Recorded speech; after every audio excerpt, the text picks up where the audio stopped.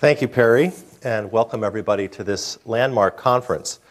Indeed, we have quite a schedule going today and tomorrow that I think will be both entertaining and enlightening for all of us.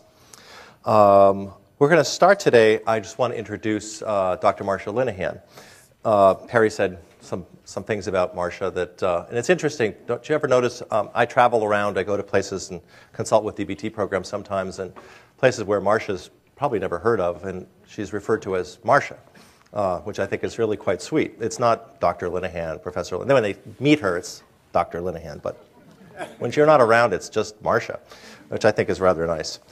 So I'm going to refer to her as Marsha too, if that's okay, with all respect in the world. So it's not easy being the person who develops a treatment in a vacuum, where there's been nothing, where there's been despair and hope. It was interesting because, you know, I spent 4 years training and learning DBT with Marsha when I was a graduate student.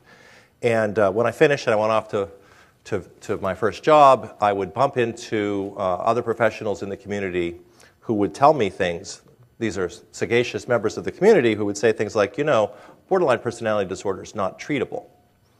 And would go on often to say things that were not only incorrect according to the research literature, but not necessarily very nice about people with borderline personality disorder. That was actually a very strange experience for me because I had grown up in a place where we all really liked people with BPD.